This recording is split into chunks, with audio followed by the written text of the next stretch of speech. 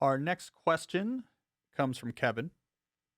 Kevin asks, how do you apply some of your ideas to make sure your family can pursue a deeper life? He elaborates that he is a director of engineering at a SaaS company, but he also has a wife and three kids.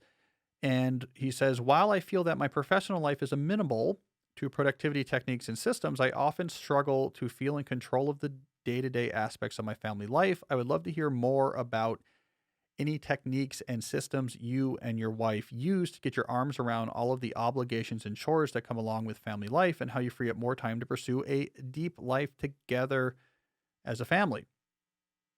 Well, Kevin, it's a good question.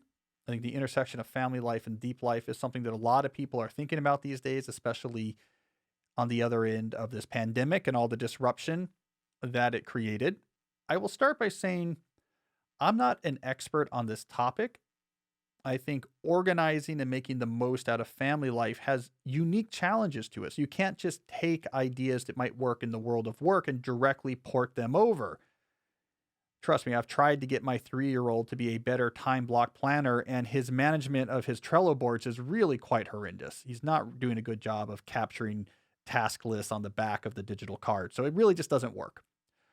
I'm going to recommend a couple books, and then I'll mention a couple things that we do in our family. And again, I can't say it's the best advice, but some things we do. But let me start with some books from people who know more about this.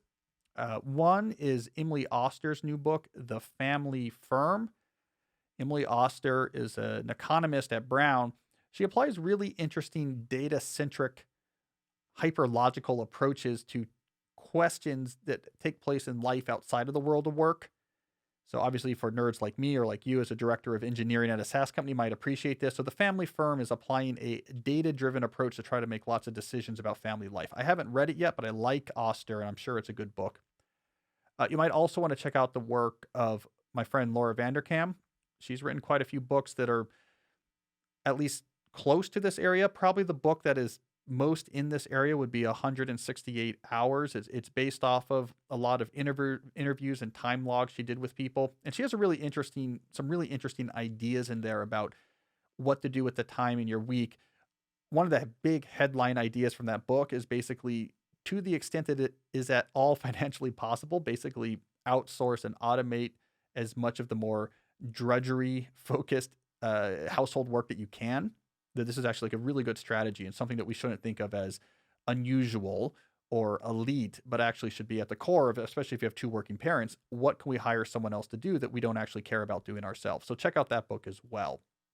Now, when it comes to what my family actually does, I mean, there's a couple ideas I can think through that might be useful. One thing we try to do is keep one weekend day clear.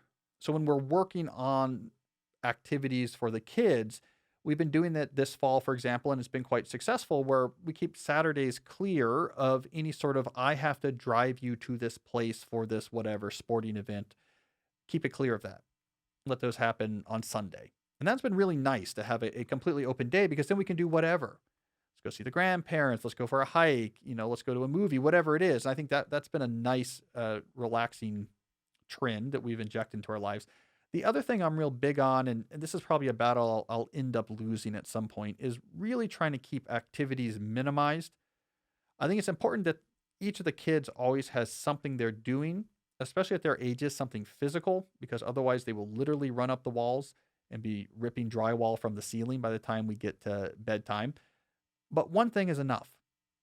It's really easy when you hear about these different activities, like, well, they would like that, and this would be enriching for them. And yeah, that would be kind of interesting, and they should do that as well. But the overhead of actually getting people to these places, driving the kids to the places, waiting there, the fragmenting of your schedule. Now that evening's gone. Now this evening's gone. Now we have something in the middle of the day this day. It's way, I think, underestimated the cost of that overhead. So we've been trying to the extent possible to say, well, why don't you play baseball this fall?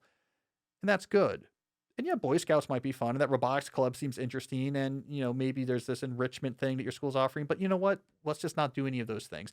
And we're usually happy when we succeed with keeping that limit because when you have enough kids, one thing per kid takes up a lot of time already. So those are some hacks that we deploy. But check out those books. Check out Oster's book. Check out Vanderkam's books. You'll get a lot more let's say, well thought through advice on this important question.